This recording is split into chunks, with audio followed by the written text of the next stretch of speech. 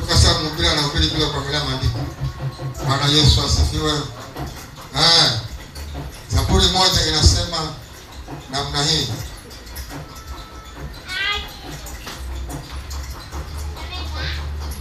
Kitabu cha kwanza inasema njia mbili. Kitabu cha kwanza, heri mtu yule asiyekwenda katika shauri la wasio haki, wala kusimama katika njia ya ukosaji, wala kuketi baraza kwa wenye mizaha, bali sheria ya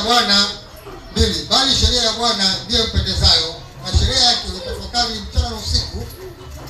Naye atakuwa kama mti uliopandwa kando kando ya vijito vya maji, zao matunda yake kwa majira yake, wala jani lake halinyauki, na kila alipendalo utafanikiwa.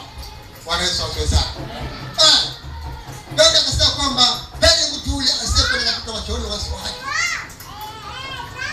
Sisi ambao tumeokoka, tunakwenda kutafuta msaada na ushauri, tunaenda kwa watu waliookoka ili watufundishe, ili watuelimishe kulingana na maandiko walioyaona na kuyasoma katika Biblia, waliotangulia imani hii. Bwana Yesu asifiwe sana. Ili waweze kutupatia njia ambayo tunaweza tukaishi. Ndio Paulo anawaambia kwamba enyi wamama wazee, kuna wamama ambao ni wazee na wamama vijana. Kwa vijana wale ambao wameanzia juzi, ambao wanatumoja wawili. Kuna wengine wanatupa kubwa, wengine wanatupa vitu kama wanafanyanya. Bwana Yesu asifiwe sana. Basi nyinyi mama wazee onyesheni njia wala mwadogo ili wajue jinsi ya kuishi kama mama. Bwana Yesu asifiwe sana. Kwa hivyo sisi ambao tumeokoka pia kuna wengine ambao hatuelewi kama hawatuelewi. Lazima tukafuate waliotutangulia katika imani ili watufundishe na watuelimishe mahali ambapo tumekwama. Bwana Yesu asifiwe sana. Wewe hapa si kwamba wewe umekika jambo lako nyumbani uende kwa mama ambaye si muamini. Bwana Yesu asifiwe sana. Yeye hata kuzungumzia kuhusu kulingana na mambo yao kule. Ambia hilo jambo lako ni ugonjwa kwa hiyo tatizo kidogo. Ni vipi?